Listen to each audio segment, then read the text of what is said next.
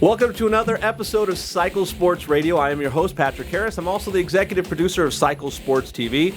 And as with every show, we don't mess around with guests. We don't bring in the little guys. We don't bring in the people that kind of know what to do, and we bring in the big guns. And today, we have brought in an amazing suspension guru, Lenny Albin of Nitron Shocks. And Lenny, I have been dealing with Lenny and working with Lenny since his days at Racetech. And, you know, if there are people in this business that know their stuff, and you can tell know their stuff, and this is one of them. So, Lenny, I want to welcome you to the show. Thank you for the extreme introduction. No, that's awesome. Thank you. Well, no, I appreciate it, because, look, it's one of those things where, you know, when you do this long enough, you can tell the people who are truly passionate about what they do and get what they do and understand what they're doing, as opposed to the guys who have a job. Well, I mean, you know, I think that's with anything, and I don't care what you do. I mean, you have to love what you do, and it's a passion. And I mean, you know, we were just talking a little bit ago about my schedule. Oh, and, yeah. You know, rolling in at midnight last night, and it's you gotta love this, or you really will hate it. I mean, it's, you know, as much as there is to love about it, and you know. People see the whole track thing, and you know, we go to the tracks, and we're at the AMA, and we're dealing with you know, these different riders who are amazing, and I mean, you know, I wouldn't be anywhere without them, and you get to spend that time, and people see you there at the track, but they don't see all the rest of it. They just don't see the countless hours in the shop, and the traveling, and the nuttiness, and all the prep. I mean, I spent 2 days shooting geometry on bikes so that I had numbers to use for other bikes, for racers, you know, and that I can come back and research and use, and, you know, countless hours on the dyno, and just trying to be better at your craft. I mean, it's like, it doesn't matter, you know, whether you do what I do for a living, or you're a singer, or you're, you know, a musician, or, you know, whatever it might be. You just don't ever stop learning and trying to get better. So. I absolutely agree. And I think to get to that next level, to get to the point to where you have that skill set, because there's some of it has to be natural. You still have to have the aptitude, but you truly have to have the passion for it, I think, in this industry, and that's, I think, critical. Now, one thing that on the show, we've talked a lot about motorcycle suspension. Sure. The last show that we did about motorcycle suspension was with a good friend of ours, Lee Parks, who you know quite well. Yes, I know Lee. Crazy well. Lee Parks. Yes. But for the most part, our segments on suspension have all been street related. Yes. Because, you know, but there's a big difference. Today we're going to talk about what we have to do to a race bike, and how somebody like you, a pro tuner, deals with the racer themselves. Because the reality is what the bike needs to do on a racetrack is different than what it needs to do on the street. There's some different demands put on it, let's put it that way. Well, I would say, yeah, maybe there's some different demands, but honestly, not much different. I mean, you know, you might have more extreme riders. Yeah. You might have people that'll take it to a further limit, but the bike still really does have to do exactly the same thing. It has to brake, it has to turn, it has to accelerate, it has to do all of those things. You know, it's really, you know, and I have riders from both ends of the spectrum. I have riders that are so smooth that I will guarantee you I could put them on a street bike, and they could damn near do the times that they do on a race bike. Yeah. And there are other guys that are way more extreme, and they, of course, need more work and time, Yeah. you know what I mean, to get the suspension set up, but it's still the same thing. Geometry is geometry, and I think that's what a lot of people don't get. And I think that's the toughest thing, even for suspension tuners to get, that the geometry is paramount. Yeah. Whether you're on the street or the track. Well, and I think one of the things is a couple things we don't have to take into consideration as much for a race bike is we're not really worried as much about comfort, which is a critical component for a street bike, and not as much for a race bike, because, you know, they're not really noticing if it's not, you know. But also I would tend to disagree with you bump on compliance. That, you know, I would tend to disagree with you. I mean, you know, everything about a race bike is about comfort. Okay. It's about a rider being able to push harder, and the only way they can do that is if they're comfortable. Yeah. You know, and again, there's different versions of comfort. Yeah. You know what I mean? Yeah, obviously, but But, you know, they're not looking for plush necessarily. No. They're looking for confidence inspiring as opposed to something, right. a feeling of But plush. it still is a comfort thing. Oh, and absolutely. You're still chasing the same thing. Yeah. It's just different. Yeah. You know, and that's what, you know, and I think that's what a lot of people don't get. And you get a lot of suspension tuners out there that will go out and they'll work with a guy and they'll be like, let's say they work with a bigger AMA guy. Yeah. And they'll work with a young rider coming in, or they'll be working with somebody else, and they're like, this is so-and-so setting. You should be able to go fast on this. and the reality is that kid or that rider's not so-and-so. Yeah. So, you know, his comfort level is going to be different than, you know, another rider's. And that's the trick. You know, I think in this business, you know, with suspension, it's not about, I mean, you know, suspension is basic. I mean, understanding what damping is and what springs are, and then, you know, to a more educated, you know, standpoint, what geometry is. I mean, that's all set in stone. The issue that you run into is the rider, and it's not set in stone. Yeah. Those guys are, every one of them is different. And I think part of what you do as a suspension tuner is you have to become a part psychologist. You know what I mean? Oh yeah, and that's me. I'm the amateur tape because I didn't turn off my phone. And you know what? I didn't either. So you like I'm that? Gonna be yeah. So covert because I didn't. And it's okay because this is a very casual show. So we're gonna sit here and both admit that we screwed up here. And, oh no! Wait a minute. I didn't admit anything. I just shut my phone. Oh, okay. So, jeez. So I'm the guilty one. All right. My phone didn't ring. Yeah, that was. I know.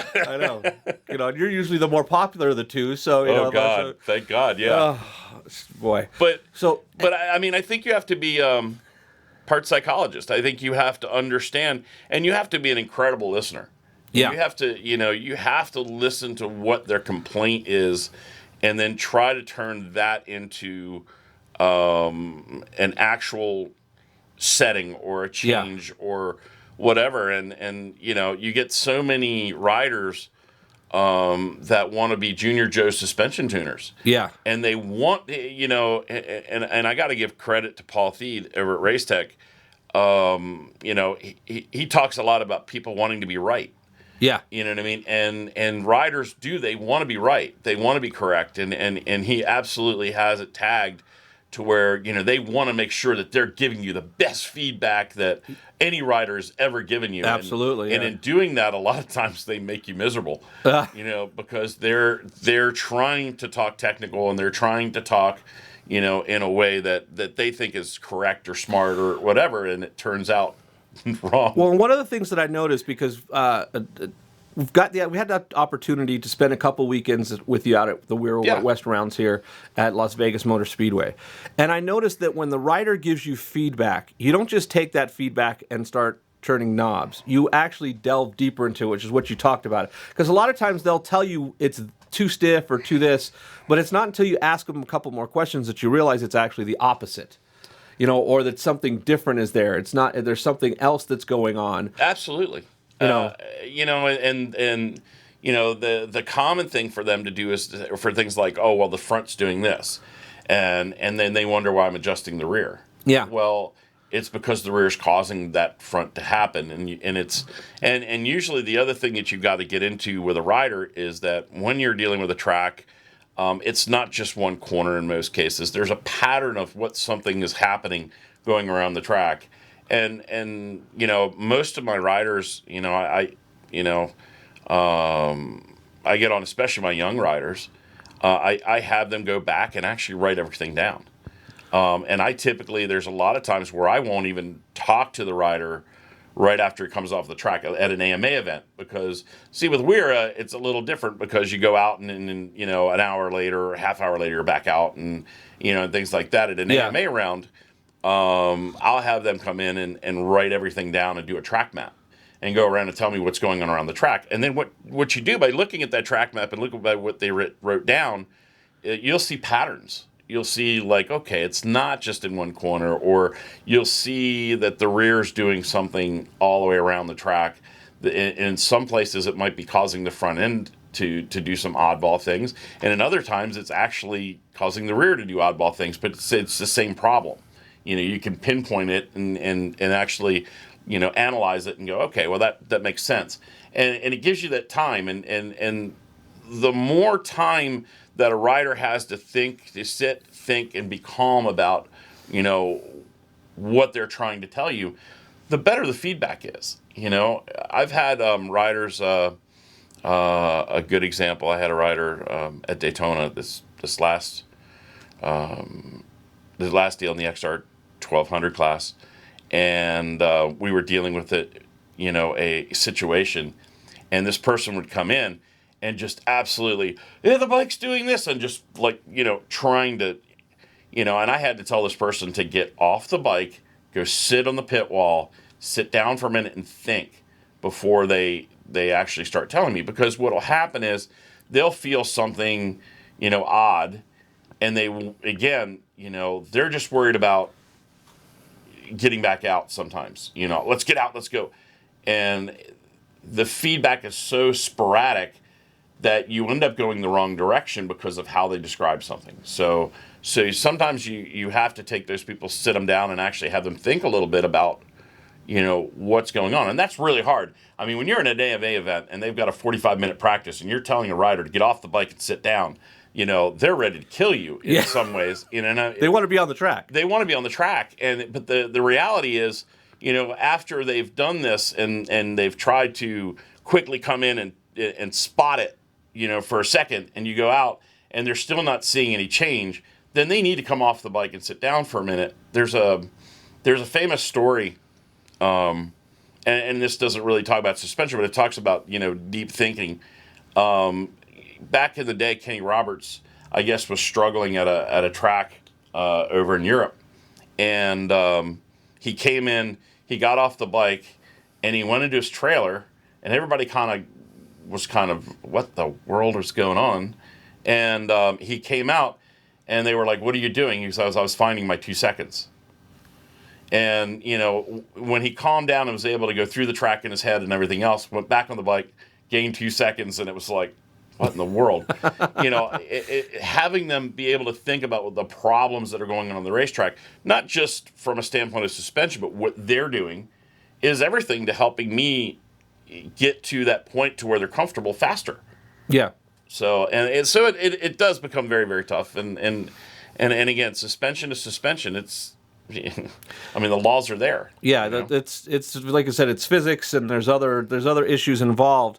But I think what a big point is that there is no one setting, and I think the magazines even do a misjustice to this, where they show these setups for these bikes. They test these bikes and they'll put how many turns of preload they put in and how many clicks of. You're right. I'm like, why would they do that? That's even if they were spot on. That's spot on for that rider, that weight, that riding style, that road. And that's it. and not to disrespect any of the editors out there, because I mean, they test our products and they I mean, honestly, I think they've got the dream job in some ways, but they come out and show up at the track and go ride a bike and play all day. And I have a bike in the garage I haven't touched since it arrived, so I rode it back from the track, and so I mean, I'd love to have that time to go out and ride all day. Yeah. But yeah, me too. You're absolutely right in the fact that I think they do everybody an injustice by saying, okay, here's the setup, and these guys go out and they put these setups in, and they can't ride the bike. Yeah. And they're uncomfortable and they're unhappy and blah blah blah. And the other thing is when they go to these different tracks, a lot of times they test at track days and stuff. There's about 10 different suspension tuners that they end up dealing with over the course of this, these different articles, that every one of them has a different, idea of what the setup should be. There are suspension tuners that are out there and that just believe stiff is the way to go. You got to be stiff. If you're going to be on the track, everything's got to be stiffer. And it's like, no.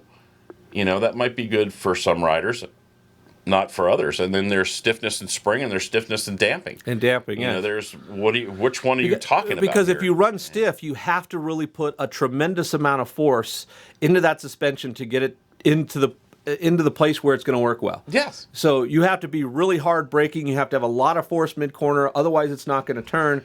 So, and that would be for the front. I would agree with you totally. For the rear, the difference between stiff and soft, you're really trying to control something different. Yes. You're really trying to control the swinger angle. And, with the front, you're trying to control the front of the chassis. So if you've got a guy that's not a hard breaker and he carries a lot of corner speed, it was interesting. I was talking to another suspension tuner that used to give me a lot of grief because I ran lighter springs and I ran some lighter stuff and argued with me 20-fold. And just happened to be one of the other suspension tuners from World Superbike was coming in, and this person wanted to make himself seem like, he was correct. So he made a comment about what this particular World Superbike rider, because most of this stuff is, kind of hush-hush. Yeah. What spring rate this World Superbike was riding. And here's a World Superbike rider, and he was on a 925. Yeah. 925 spring, which for most Americans, it's fairly light. These guys carry corner speed. They know how to brake. They know how, they ride with finesse. They ride, they don't run stiff. They don't run hard. When you go over to Europe, it's a different ball game. And it was cool because a lot of what I was doing over here when I went over to Europe last year for a little bit, got kind of reconfirmed that, that I am going in the right direction and I am, working, in that scheme, it just amazes me that people still believe that, you set the thing up as stiff as you can go and that's what it is. And it's not. And it could be very detrimental to the rider's confidence because it can do things to the bike that makes him feel like he's doing something wrong or, like going wide in the corners and all kinds of goofy stuff. So, absolutely. I've had riders that have literally been ruined by suspension tuners. Yeah. And I don't think I would even call them suspension tuners. There are guys that think they know something about suspension, and no disrespect. We all want to know more and we all want to learn more, and I don't disparage anybody for wanting to get better at what they do. But, when you're dealing with somebody, especially of a younger age and a younger rider, and you throw him on something that you think has to be there and he can't ride it, change it. You know what I mean? Again, going back to what Paul said years ago, the number one thing that most of us want to do is we want to be right. Yeah. You know what I mean? And it takes a lot of growth to admit that you're not right all the time.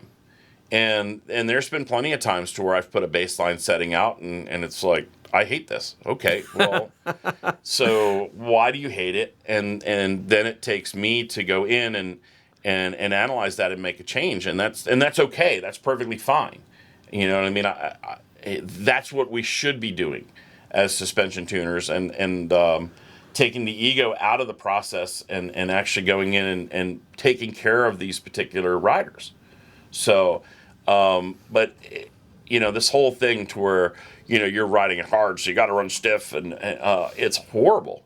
And you get some of these guys that can't ride the bike, and then they can't. These guys are like, "Oh, it's so and so suspension. You should be able to do such and such times on this." Not if he's not comfortable. Because the quality of the component means nothing if it's set up improperly. Look at me. I'm certainly kind of the butt of a few jokes right now. I was at Race Tech for a lot of years, and then I had an offer to go over to Olean's, and I went over and worked for them. And now I'm over at Nitron, and everybody's like, "Well, what are you doing, and why are you bouncing around?" I'm trying to find that perfect setup for me. You know what I mean? You know what I mean? And I've won AMA rounds on Race Tech. I've won championships with Race Tech. I've won championships in AMA rounds with Olean's. And I've already won, some AMA rounds with Nitron. And right out of the box. Out of the box. It's not about the, and people ask me all the time, about the Nitron thing. And I go, it's an amazingly high quality component. I really love the product. Which I have to attest to that because it's, I mean, just playing with it, you could feel the quality in the shock itself and how well it's built. You really can. And again, the quality is amazing. And so basically what they did is they gave me a great baseline to work with. And, I basically have been fine-tuning it and using it for different riders. Obviously Daytona was a real good good weekend for us, to go in and having David Anthony and actually what was it, one session was in the infield was faster than the factory guys, which was awesome. In the first practice we split the Yoshimura guys in half. And this is a complete privateer effort. Oh, absolutely. And to go out there and have the bike be working to that level, and doing this, right out of the box was pretty awesome. We did some testing with David last year, and honestly, he liked a few things and he didn't like a few things, and so that's what testing is for. Well, that's it. So he would actually the few rounds that we worked with last year, he would run the Nitron shock in like the first practice, and he would give feedback, but he would put the Oleans back on. You know what I mean? So over the winter time, I was pretty bound and determined that was not going to happen again. And then, we tested before going to Daytona, and he turned faster laps on the Nitron shock than he did the Oleans. And, awesome. We still didn't get to the point of where we wanted. And so we made some more changes and went into Daytona. And not only did David Anthony love the shock, but he had Diego Pierluigi. This was who did very well for a guy that everybody went, who? Yeah, it was funny. This is a true story. The Monday before Daytona, the Daytona weekend, I get a call from Dave Sadowski, of all cases, and anybody that rides or races Dave Sadowski, former Daytona winner. The guy's amazing, from an amazing lineage and background. And he calls me up and he goes, "Look, I got this guy that's got an entry. He's from Argentina." And he goes, "Do you know anybody that's got a super bike?" And I went, "What?" You're literally calling me up the weekend. He's like, "Yeah, we talked him into getting an entry." And I'm like, I'm kind of like dumbfounded. I'm sitting there going, well, maybe David's got another bike. Yeah. And so it was funny because we were scheduled to test the new forks with David at Daytona. We were putting in a new set of forks for David. And so, David goes, "No, I can give him my B bike." And so this kind of transpires and they make a deal. And he shows up at Daytona. We put the forks on, Diego's bike. And because we'd already planned on doing that, it was on the B bike. And we put the Nitron shock on and we got everything set up and everything is ready to go. And so he comes through and goes out in the first practice and he's like 5th and 6th fastest. The funny part and the part that I kind of chuckled at, we went out in the second practice, he's like 5th and 6th and 7th fastest. He's right not too far behind David. And which was, pretty funny. And, so I kind of went, he was wearing this big Olin's hat, this big hat, when he came down for the next practice. And he goes out, and at that point, he turned even faster than he had turned the previous practice. And I was like, I guess I'm going to have to get you a new hat. And he started laughing. They loved the bike so much, they bought it. They bought David's bike. Oh, nice. There. So they actually took that bike. It's being shipped to Argentina right now. And I just got a call from the guys down in Argentina that I guess they rode the bike down there. This is a super bike team. Rode the bike down there, fell in love with it, and now they want to sell Nitron, which is kind of cool. That's good. That's good. But, it shows you can do anything with any brand. And it's really about, it's about listening to the customer, listening to what they want. Are there headaches and roadblocks with some of that? Yeah, sure, they are. When you're starting something new. And, even when I went over to Oleans from Race Tech, there was a learning curve because the design of the shock, being a TTX style compared to the 46s that I was dealing with, the different style, that means there were some changes that I had to make mentally to kind of make that work. Sure. And I did. Last year at Daytona, I was 1, 2, 3, 4. It was like, Yeah, how much better than that is it? And then to go back to Daytona and have Dave do amazing in Superbike, no less. Yeah. We're not talking about the 600s, and then have Kyle Wyman, on the extra 1200 go out there and win. That was pretty awesome, and him and one of his other teammates were, Ryan, were actually 1-2 in all the practices. Ryan made a little mistake and got out of the draft, and he was not in that front pack for the end of the race. But Hayden Schultz was. And to show you how close that was, Hayden finished 8th, but it was only 0.285 of a second behind Kyle. Wow. There were 11 guys. That's a close race. 11 guys crossed the finish line within a half second. And it's an amazing picture. There's a few on Facebook. If you get to watch, there is a portion that showed the end of the race. Yeah. It was amazing. And that's great racing when it's like that. Yeah, but to have Kyle, and by the way, Kyle's on the brand new forks. He had never ridden that front end ever. Yeah. And we showed up with that front end, and he went out and won. And it was like, all right, well, I guess we've got a good product. There you go, exactly. So let's go back and let's step back a little bit, and let's say we have somebody who has been a street rider. Maybe even they've had their suspension set up for the street. Sure. They're just nothing fancy, resprung and revalved, so that they can have a bike that works. They want to go club racing. They want to go and run WERA, AFM, whatever. Really, what is their first steps? What do they have to do to go from a street level bike to get that competitive, at least on the, once they enter racing? There's a lot of talk about revalving and things like that, and honestly, on some bikes, revalving works fairly decent especially on the forks, and the reason is the forks are reasonably decent quality. Sure. The shocks usually are not. When I was first at Racetech, before Racetech developed their shocks, we were dealing with, we had cartridges and we were doing stuff for the forks, and we were doing revalves on the shocks. And although we had some, successes, the adjustability and the level of adjustability never comes close. Yeah. And you can revalve them, and they're okay. And for street riding especially, it's good, or maybe a track day or that. But when you get into the race side of things, and you really want a really good level of adjustment, at that time it's time to put a rear shock on. Did you ever see the rear shock that came off my Hyosung? I saw the videos of it. I didn't see the. Let's put it this way. I wouldn't even use it as a paperweight. To call it a suspension component is a bit of a stretch. The rebound damping was so bad that when you pushed it down, you could just sit there and watch it come back up again. I have seen that on those. It's like, and it's funny.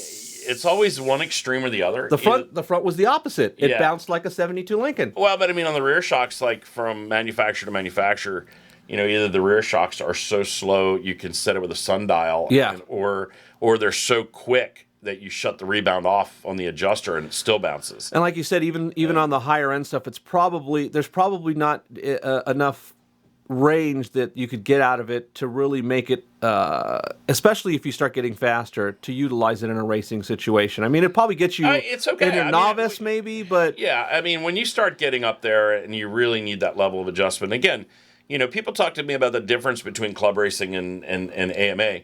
And you actually asked me that question the other day. Yeah. You were talking about experienced riders versus, or I think we talked about AMA versus, younger riders versus the faster guys and stuff like that. And I was like, the difference in tuning those bikes is when you start dealing with the faster riders and you start doing AMA stuff and you start looking at, last year I was over British and British Superbike and those guys are ridiculously fast. I was so super impressed about being over there. But when you get to that level, you're fighting for tenths of a second, and you're not fighting for a half a second. Like, you can work with a WERA West rider. A good example, Andrew Lee is. I was going to bring him up, and you were going to bring him up. 15 years old. 15 years old. Great kid. Came out of doing dirt track and is kind of really crossing into road racing. This is his first year on the 600s. Yeah. The poor guys had some teething pains out there this last weekend with some overheating issues. Oh, I know. And, I felt so bad for him. And, he's coming up and kind of working his way through. And, it's one of those situations to where, we're seeing sometimes half-second jumps here, half-second to a second jumps as he's getting used to the bike, and as we're working on the suspension, he might go out in a practice and gain a second. Yeah. You know what I mean? Or gain, these big and that jumps. changes the suspension, as we talked about, too. Yeah, and it changes the suspension, but, you might see these big jumps. We're dealing with, David Anthony or Kyle Wyman or, any of the AMA guys that I've dealt with for years, and you're looking at tenths. Yeah. You're looking at, the difference between fifth and first could be a half a second. You know what I mean? Yeah. You don't have those big disparagements, of, that guy's 3 seconds off or whatever. It's and we know those guys are always running the best possible equipment, but at what level does a club racer need to be to really be competitive? Do we need to go with a 25 millimeter cartridge? And I'm assuming, and I'm going to say yes on a customer shock just because we talked about it's so difficult to get a stock one in range. It really is. In your opinion, where is the best starting point so that they can be competitive and that they can have the right amount of adjustability on their bike? I personally, I am a big cartridge person, and I know there's a lot of revalving that goes on. And again, on the street, I think it's awesome, and doing a track day and doing that stuff. Yeah. When you get into racing, I really believe the cartridges, and having a level of adjustment, at the track. One of the biggest problems with stock suspension is most of it is not quick change. So you can't really, to change a spring at a track is a huge ordeal.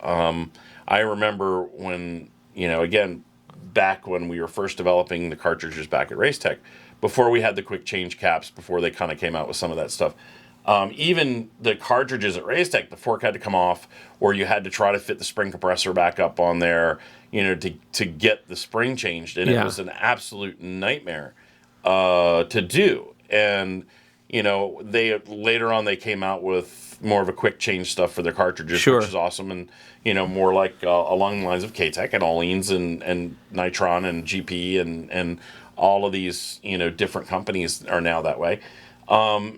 Because you're going to go to different tracks and you're going to need different springs on the front end. And, people can talk about that all the time, but there are tracks that are very flowing to where you don't have a lot of braking. And there are tracks like a good example, Barber, where you go down into the bowl. Yeah. And not only you braking, not only are you going downhill, but you have a 90-degree, turn, or actually 180-degree turn, down at the bottom. Yeah. So you're trying to brake, the bottom's almost off camber, and then you have to come back up.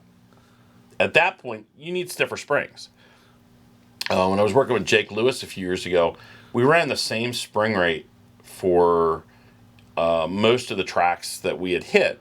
But most of those tracks never had that hard braking thing. We went to Barber and literally had to jump up in spring rate just almost immediately just because of the nature of that track. So, if you look at, and let's talk about more local stuff, the difference between Vegas and Chuckwalla. Sure. Chuckwalla is this really flowing, kind of circuit, that doesn't have a lot of hard braking. And Vegas, you're constantly on the brakes, on the throttle, on the brakes, on the throttle. Yeah. And it's two complete different bike setups. Both front and rear spring. And it's also very flat. We were talking about this too when we were filming out there, is because it's so flat, there's not as much force that goes back into the suspension as far as into the turn. Yeah. So you're going to have to adjust for that as far as if you don't have that extra positive camber in the road, which, because Vegas, there's the elevation change from highest to lowest is 1.5 feet, I think. Yeah, and it's funny. So in one respect, like for instance, a good example is rear shocks. I will run a lighter spring at Chuckwalla than I run typically in Vegas. Yeah. Because of the hard acceleration coming back out of corners. Same thing with braking or, how you carry corner speed. There are so many things that can be changed. And when you change and you make a rider comfortable, then he can push and go faster. We talk about track day riders and things like that. I think it's really important that as they start coming up, that they have somebody, dealing with their suspension that they trust. And it's funny because I have, I have probably one of the largest stacks of young guns that have turned out that have come up the ladder and gone through. And, kids like Tyler Linders, and who is awesome. And I really hope to see him come back this year He had a wicked accident last year, unfortunately, on the starting line. Kids like Tyler Daytona Anderson, phenomenally talented kid as he came up. I dealt with Lex Hartle when he was young, and all of these kids as they kind of work their way up, and But I noticed too, and this is, I think, important, especially if somebody starts racing, is at some point you really are going to need somebody to help you with suspension. I mean, you can't do this on your own. There's no way you can figure this out on your own. No, a good example, Tim Hunt, down out of Florida, and Tim's a great guy, and he's actually over the years, he's worked with me, and he's become a really pretty decent suspension tuner. He's learned a lot. So he has like a business that does engines, suspension, and all that stuff. And still, he has a tough time tuning his own suspension. Yeah. And it's because when you're a rider, you think in rider's terms, and when you're a suspension tuner, you think in a suspension tuner's terms. And so even though he was learning how to do suspension over the years and has become a tuner for other people, and he's still, when his bike, I mean, I still deal with him. And, so it's a different thing. I mean, Kyle Wyman, I joke with him all the time. I mean, we've been together for a few years now. Let's see this is year number 5, I think, in the Harley deal. And I've helped him with other stuff too. And he's learned enough about suspension sometimes that he can get himself discombobulated pretty quickly. Knows enough to get himself in trouble, is what you're saying. Exactly. You know what I mean? And from a rider, and he has gotten pretty good. And the funny thing is, you see him when he's dealing with the other riders that he's got on his deal, and he's like, I think that needs a little bit more of this, and he's typically right. When he's describing his own stuff, he tries to sometimes diagnose things, and I have to cut him off and go, look, Kyle, just tell me what's going on. You know what I mean? Tell me what's going on, and he's learned a little bit, but it's hard to discern stuff for yourself. Yeah. You just know it's wrong. Yeah. And then to have some suspension knowledge, now you're trying to translate, and sometimes that doesn't work very well. And yeah. But I mean, Kyle's become amazing, helping other riders and young riders come up. So now here's the thing: you're this young rider. You've got some talent. You bought the right components. But how do you find a suspension tuner? We can't all be lucky enough to have Lenny hanging out with Why us. Why not? Everybody else does. That's right. I will admit, you do help anybody who asks you, which I think is amazing. You don't turn anybody away, which just shows that you actually care. But how does somebody go about finding a suspension tuner, and not just a suspension tuner, but somebody who's actually going to help them go faster? And find some of the fast guys out there, and see who they're using. Okay. I mean, and I'm not talking about some of the local club guys. I mean, see who's working out. I'll give you a good example. You look at Northern California. Mike Canfield he's the actual suspension tuner for Red Bull Yamaha here in the States, road race factory. And I mean, he's a really great tuner. And his time is a lot like mine too, and it gets very, very tough. But we all try to, and I mean, I get calls. I mean, you've seen it. I get sometimes 20 or 30 calls a day. Oh yeah. You know what I mean? And but Mike's another guy like myself that he tries to take as much as he can, and he'll help as much as he can. Tim down in Florida is really, really, he's become pretty good, and he'll help you as best he can. And if he can't, the cool thing is to find a guy that if he's not sure, will ask. You know what I mean? He's not about, he's not enough about himself that, well, you do this and that's the way it's going to be. Yeah, the absolutes. Yeah, I mean, Canfield doesn't talk in absolutes. Neither do I. Neither does Tim. Roger Albert down in Texas, really great guy. I mean, there's a lot of them, and call one of us. And I mean, and if we can't help you, again, if you find that decent guy out there, if we can't help you, we're going to help you try to find somebody that will get out to the track. And, it's really easy because we all know each other. Thermospan's a great guy. I mean, down in the South, and, everybody knows him as well. And, and he helps a lot of people. I mean, we all get out there and try to do what we can. And, they're all great guys. They're all really, really good guys. And, it's just a matter of finding one that's in your area that'll work with you. And I think that having somebody that is going to, like you said, work with you as opposed to tell you what needs to be done. And again, I'm going from observation. You weren't saying, again, it wasn't the absolutes. It was okay, what's going on? And then as you did it, you explained what you were doing. And you even went as far as to look at the tire wear and say, okay, you see where you're getting on the gas a little late. Get the bike picked up a little. You're able to also help with some riding tips, especially for the younger riders. Obviously, a guy like David Anthony or something like that, you probably don't have to do as much as that. But for the younger guys, which are going to be the majority, there's a lot more of the younger guys than there are the pro guys. Yeah. So, they need somebody that can walk them through this because they have no idea when they look at their tires that it's actually telling them something. Right. And you can look at that and do that. And that's just time. I mean, that's just like anything. I mean, I was a former rider, which really helps. And I really have had, coming up through this industry, I've had phenomenal people show me the ropes as I've come up. And,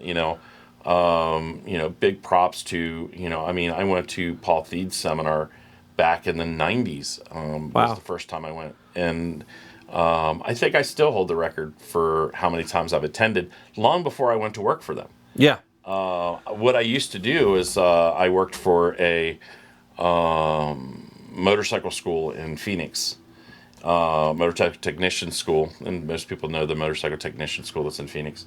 And I used to gather up, because that school really didn't get into heavy into suspension or anything like that, and I used to gather up students, and I used to do field trips to Racetech, and I used to take them to Racetech so that they could get the weekend of theory of really understanding what suspension does. A lot of those guys have turned on to be, a lot bigger suspension tuners, and it was really cool. I took that class too, and it was an amazing education. And although there are parts of it that your head feels like it's going to explode because there's a lot of technical. These were all students already at a technical school, and so it was perfect for them. Yeah. To do that. So every time they would go, I would go. Yeah. And so it actually became a running joke. I think I've seen the theory class like 7 times, 7 or 8 times or something like that. And then then when I went to work there, I sat in on it, and Paul's an amazing guy and has taught a lot of people a lot of things. We're starting to do some suspension seminars, for more of the road race specific, street stuff. Yeah. Coming up. It's really just find as much information as you can. And, Nitrons, we're actually starting to do, we're going to start doing our new videos, our new video series coming up. And we'll start filming that probably over the next few months. And, so we'll have some DVDs and things like that. So how can you get the message out there to more people that, hey, we can help and we can do. Because one thing that I've learned over all of the education through being involved with Lee, taking the seminars, reading the books, everything else, is that, and most people don't realize this, is that the one component, other than the rider's skill that's critical, but as far as the motorcycle itself, the one thing that's going to make it faster is not the motor, is not reflashing the ECU. It's not putting necessarily lighter wheels on. It's getting the suspension to work properly for you. Oh, my God, yes. It's absolutely. By far the biggest improvement. You could go out on a bike with amazing suspension with a stock exhaust and ECU and just blow the doors off of people that... I came up, and I'm one of the few, and I'm certainly not saying this to be facetious. I'm one of the few suspension tuners that actually started off in engines. Yeah. I started off, doing high performance motors. I've had motors at Daytona, and I actually have. I built the Bonneville motor that set the 600. A couple of stuff. It's got 4 600 records. Yeah. On the motors that I built, for Bonneville, and so I can attest. I mean, I came up, when I first came out of school and many years ago, and I wanted to be an engine guy. That's all I cared about. Yeah. And I got into suspension by accident. It really was. I mean, the cartridge forks were just coming out when I graduated out of school. And I had been working in shops long before that. But I came out of school, and I was going to set the world on fire being an engine builder and doing all this stuff, which later on I kind of did to some degree. But so I went into this factory dealer, and they needed somebody to go to, at that time, it was Honda training. For their first cartridges and stuff like that, and learn suspension, and it was for dirt bikes. And I was a street guy, but somehow I got volunteered to go do that, and it became, now I was the guy they were bringing dirt stuff to at the beginning. And when I went and opened my own shop, I kind of realized I was making good money doing that. I mean, I was doing engines and porting and doing all that stuff too, but I was really making good money doing suspension. And I was like, wow, so, there's got to be some street stuff out there that we can do. And I started doing the street stuff back in the mid 90s and got quite a reputation for doing it. So, years later when I shut the business down and I went and started teaching, I was still shipped forks from all over the U.S. And that was long before street stuff, cartridges had really become big in the street. And, so it was, it just kind of happened by accident. And I started doing more and more of this or that. And the motors became less and less and less a part of my life. And the suspension became more and more and more. But, I can attest to you, that I would build some motors that would be, pretty nice motors, and guys would go out and they might gain a half a second, maybe, because there's a couple straightaways and here and there. And then you go and you do the suspension, the difference between that and the other, the suspension, you go down and you do somebody's suspension, and I routinely watch guys gain seconds on the track. Yeah. Plural. You know what I mean? You got a guy, I watched, where a guy had a stock bike and everything, and he did the suspension, and he goes out and he gains 4 seconds, which is like unheard of. I mean, You don't just go out and do that, but the stock suspension at that point was so horrible for him. You know what I mean? Yeah, it wasn't exactly. set up. He was a bigger guy. Springs were way too light. He couldn't ride the bike, and it was like, on and on and on, that where we just set him up, and the thing, it's like, he's like, oh my God.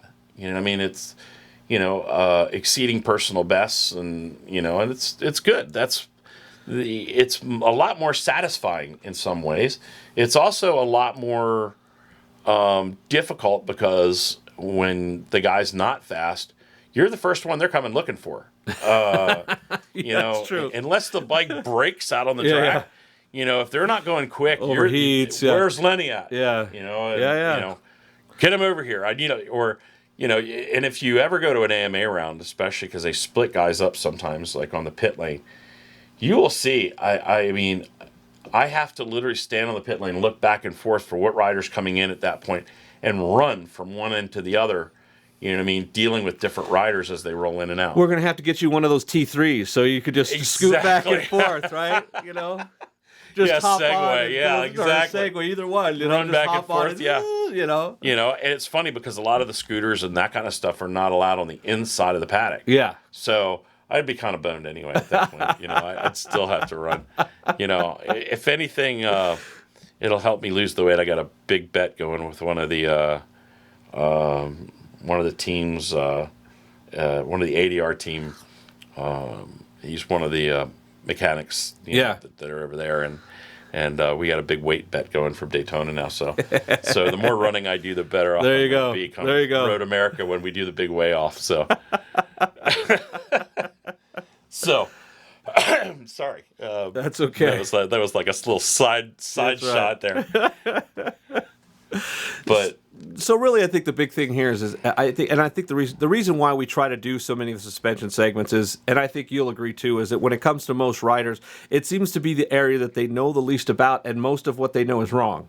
Yeah, so, and it's very unfortunate that. Well, I don't want to say it's partially unfortunate, and it's very fortunate in another. We've got a lot of guys out there that are helping. unfortunately, there's a lot of bad information out there too. Yes, there is. So as much good information as you find is as much bad information as you find. A good example, yesterday I was working on a Triumph 675, and everybody knows, and Ronnie Sainer at RS up in Oregon, I think it is. It's in Oregon, up in Oregon. I mean, he's been dealing with the Triumphs for a long time, and I was dealing with this '07, which is an earlier Triumph, and I didn't remember what the numbers were. So I called Ronnie to get the true numbers that are in there, and it was really gracious of him to kind of take a minute and say, hey, this is what the numbers stock were, so that way I knew where I was going, and because it had his linkage on it and some of his parts. So I had a couple of questions, and so I call up to get the right information. But it was funny because I pulled it up just really quick. I did a search to try to get the information that I was looking for, and I found like 10 different answers.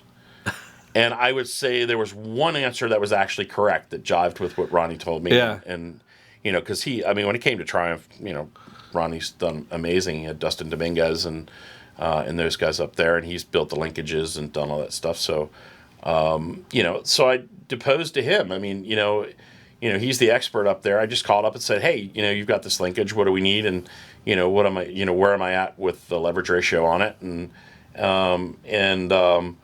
he gave me the answer, and, I was just looking for some offsets and, just talking about doing some geometry stuff. And, but it was amazing how many wrong answers were on the internet. It was huge. And that's the hard thing. How does somebody, if they don't have that really good person in their corner, how do they go about finding accurate information that's actually going to help them as opposed to... that's where you start calling guys, here's the thing. I found most, and I'm not saying all, but most of what we deal with here with our riders here in the U.S., are pretty decent.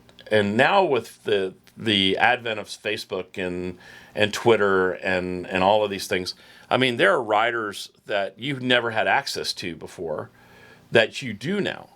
So if I had, for instance, a GSXR issue or whatever, find one of the GSXR. It could be a privateer like David, like David Anthony, or it could be even, that you're on the Facebook with Yosh. And send them a message and say, hey, I've got this question. Who would be best to answer it? You know what I mean? Sure. And, I watched David. It was a good example. I don't know if you saw this when we were at the track this weekend, when Andrew was having the radiator problems. Yeah. They came over, and David also builds R6 motors and things like that. And him and Curtis, which is David Anthony's crew chief, who worked for Yamaha and everything, were trying to help. Yeah. And trying to come up with an answer. So right when they had packed the bike up, unfortunately it was a little too late, David went over to one of the teams and actually borrowed a radiator and brought it over to Andrew for him to run and so for them to try. Yeah. You know what I mean? So these guys, our industry is small, and for the most part, most of us, in almost every way, try to help other people out. And, and I think you find that, in general, if you reach out, you might not get the first answer. You reach out to 3 or 4 different people that you have respect for that go fast or whatever, and say, hey, you might not know the answer to this, but do you know somebody that would? And I get a lot of my phone calls from that, you know what I mean? And you'll see a Facebook post, to where they're talking about some specific subject, and I'll get tagged into it by their ask Lenny Albin, you know what I mean? And, and I'll see that pop up on my Facebook, and I'll get on there and I'll try to answer the question if I can. And, if it's something that pertains, to what I'm doing. And if it's something that I can answer without seeing the bike, or, there's some absolutes out there, of, what kind of geometry should I start off with, or whatever it might be. And, there are some things, and we try to help, as best we can, but just be very careful, because there are a lot of guys out there that are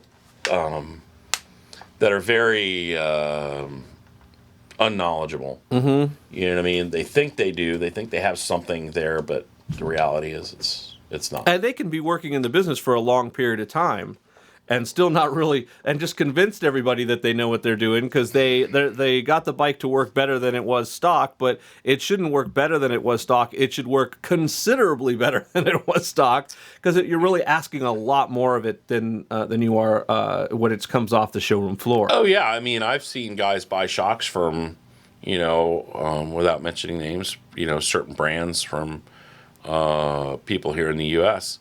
and they tell them what their weight is or what this or that is, and I look at the spring rate that got shipped and I go, what in the world were they thinking? And you're like, no, you need different spring or this or that, the other thing, and it really depends on where the rider is in their evolution to how far you've got to really go, but.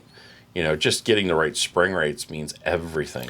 I mean... Well, and I could tell you that we did a little bit of adjustments to my ZRX here a couple of years ago because the initial spring rates that we did were a little stiff. And a little stiff for me is something.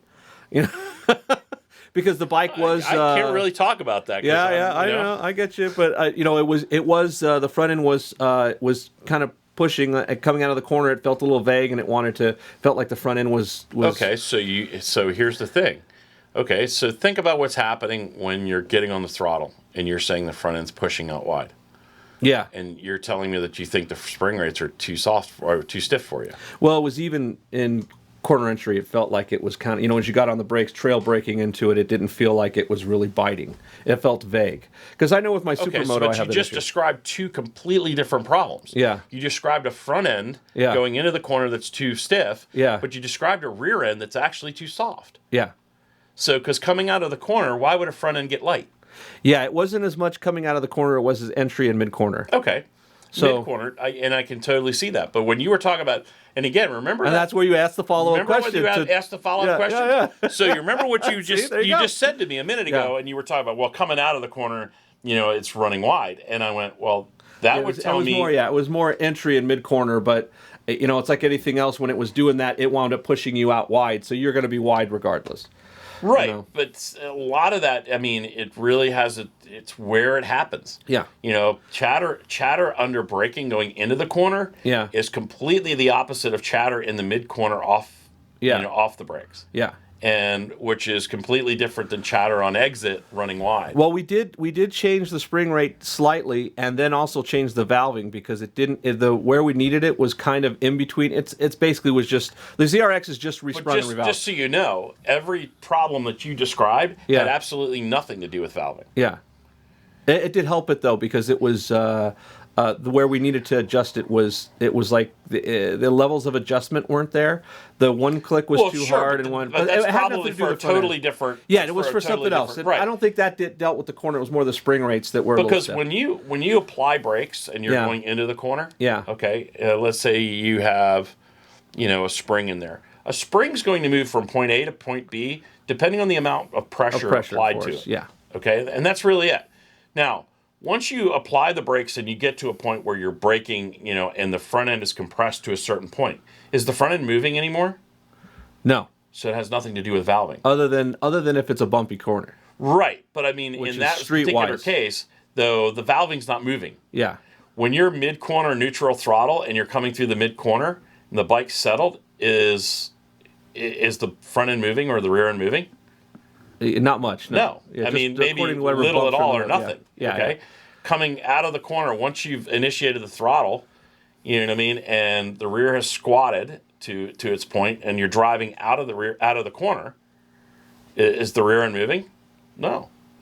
The point is, most of the complaints that people have more to do with the geometry of the bike and not having the proper spring there to deal with whatever force you're dealing with than it is with valving.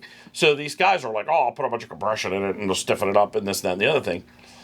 All it does is still goes from point A to point B. It just does it slower. Yeah, we actually lightened it up. And there are points to where slowing it down comes into handy. And again, I'm being very broad here. Yeah. You know what I mean? There are points when valving comes into play. But, when you're talking about like coming out of the corner and the bike running wide, well, if your springs are too soft and you're not keeping the swing arm angle, you're going to run wide coming out of the corner. Yeah. Or if the other one, you get these guys out there and they run very, very large rear sprockets. Instead of, I mean, how many guys go out there and they're going like, well, I'm going to buy a two teeth up rear sprocket, and that's going to help me drive. Yeah, it's also going to squat the rear end more. Yeah. And it might help, drive the rear down too far. Might drive the rear spring arm down. I didn't have that problem on the Hyosung. No, I bet you didn't. Those things are tiny. But, it did help, actually. My thought process would be to actually go to a smaller front sprocket, keep the rear, try to keep the chain pull on the rear swing arm less. Yeah. As little as possible, Well, on the Hyosung, there's not all that much power, so it doesn't. But I dare you to look at, when you look at MotoGP bikes, you look at AMA super bikes, you look at those things, take a look at their rear sprockets. Yeah. Just take a peek, and you'll see they're not big at all. Why? Yeah. Because you got a 200 horsepower bike with that level of chain pull, and it's going to pull the rear end down. Oh, yeah. You know what I mean? So having the smaller sprocket, less effect on the squat squat, and so these are all these little things that kind of go into setting the bike up, and and how the bike reacts to going into the corner, coming out of the corner, and all of that's. I mean, we could talk about 3 or 4 or 5 different types of problems just going through one corner. Sure. You know what I mean? And it could all be linked to one thing, or it could be a multitude, or a little of everything. I mean, it's just really depends on. It really depends what you do. And I think this conversation has truly shown that even though you said it's very simple, the reality is it's not. There's a lot to suspension to do it right. All the forces are simple. The forces and the basics are simple. It's all the little details to make everything come into play, to make it work for that rider at that point on that track at that level is where the complexity comes in. Yeah. It's where taking those simple processes and taking the complex process of making everything work and getting it dialed in, because one thing affects the other. And I think you almost oversimplify it because you've been doing it so long it's easier for you. But the reality is that it's a very complex thing, and if you do it wrong, it can go wrong big. To some extent, yeah. But I think most people, one of the biggest issues that I run into with riders and learning, what the bike feels like, is they're afraid to experiment. They're afraid to see what it does. Yeah. And I think. Well, we even talk about that when we do our little street suspension things. It's like, if you want to know what your bike is doing, keep track of where the dials are set. But crank all the compression into it. See what it does. So you know what the extreme end of that feeling is, because a lot of riders have no idea what the feeling is. Know how to get it back, but go to the extreme. Don't just do it and go, oh crap, where did I start from, and ruin your suspension. But understanding what that feeling is, and I think that's important. Yeah, absolutely. So Lenny, how do people get a hold of you and Nitron here in U.S.? Because Nitron is new to the U.S. So. You could certainly. I'm all over Facebook. Nitron. If you get onto Facebook's Nitron USA, is fine. We have a website coming out. NitronUSA.com will be up fairly shortly in the next couple of weeks. You could certainly give us a call. And now I'm going to sit here and not remember the number. But it's on the site. So the phone number is on the site. And it's on. If you get onto Nitron USA on the web page, on the Facebook page, it's there too. And then certainly my direct email through Nitron is lenny.albin@nitron-usa.com. Okay, great. And it's a great resource to have, and I think it's really important because I know that, I started riding when I was 12, but I truly feel that I came into a different point as a rider when I started understanding how the motorcycle worked. Oh, absolutely. And it makes me feel like all the rest of the years I was just a complete idiot, or at least unknowledgeable. Well, I mean, we all start that point. I started riding when I was 9. I started racing when I was like 11, 12. Yeah. As you started riding, and multitudes of years later, and I'm still learning. We always still learn. That's what's great about it, isn't it? Yeah, there are a lot of great suspension tuners out there, and I got to work with a few on the world stage last year that I think are excellent guys, and you pick up things, and then they pick up things from you that they never thought about, and it's it's very cool. It's it was really cool to sit down and have dinner, with the world superbike guys, every night and BS this or that or the other thing, and and work at that level, and be at British Superbike and actually turn a few heads and have a little fun there. That's and great. It was good. It was a lot of fun. And I really appreciate you coming on the show, and do look out for, because we have an entire show, Cycle Sports TV, that we filmed at the Wirra West round. That's hard to say. Wirra West rounds here in Las Vegas, where you were dealing with young gun rider Andrew Lee, who's an extraordinary talented young rider, as well as helping out a lot of people in the pits. But you'll get to see what we're talking about here, the interaction between Lenny and the rider and how it makes a difference. He isn't just turning knobs. He's not, and it sounds like a promo for you. I hate it. It sounds like I'm doing a promo for Lenny. Promo away. But I'm just saying, look, like this I need more work. If this is, exactly. Careful what you wish for. Exactly. But that's okay. It's and I want to say this, and I'm joking a little bit about having a lot of work. Don't ever not call or nail me down. It might take me a day or two sometimes. Sure. But I'm always glad to answer whatever questions I can answer. So don't ever feel shy about it. And I think this piece, if they watch this and they watch the video that we've done, and that's going to be a little bit because we're still putting that together, you'll truly get to see what a good tuner does and how they interact with their rider. And I think that's going to make a big difference if you are trying to enter, whether just as a journeyman racer, if you're just out there, full-time job, you just want to go have fun, or if you truly want to do this for a living, you have to have the right people in your corner. Sure. And I think step number one, this is my opinion, based upon what I've learned over the last years doing this show, step number one is suspension components before anything else. And I would absolutely agree. So suspension and tires, and tires go along with the suspension. And one other thing, especially, and I want to make this very, very clear, especially if you're going to the track or even if you're riding on the street, and having a good, firm knowledge of riding skills, is a huge thing as well. And I can set your suspension, but if you go out there and ride like an idiot, the suspension's not going to help you. I absolutely agree. And I think there's a lot of opportunities. And what's funny is you see a lot of guys that are fast, that race on the top level, who are still going to class.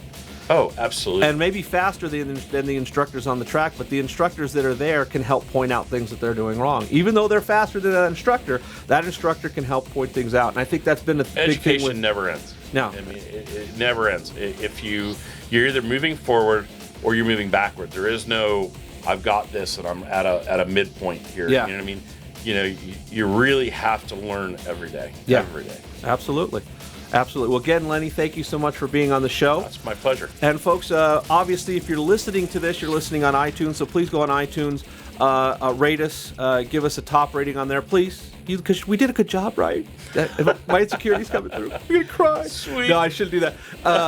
And if you're watching this, it's obviously on YouTube, but spread the word, share with your friends. I think this is really critical information as far as it comes to your motorcycle and going faster, safer, because that's what it's all about. You want to go fast, but you want to make it to the end of the day. Absolutely. And you want to be able to roll a bike that's in one piece in the back of the trailer and make this a positive experience. And the way you do that is by improving everything. And we have other segments on riding as well, but this is, we could talk for hours. This is a really easy thing because we always have a good time with this, but I thank you again. Oh yeah, absolutely. If you have questions, ask Lenny. Trust me, he knows his stuff. Thank you. And thanks again for being on the show. I appreciate it. My pleasure. Thanks. All right. Alrighty.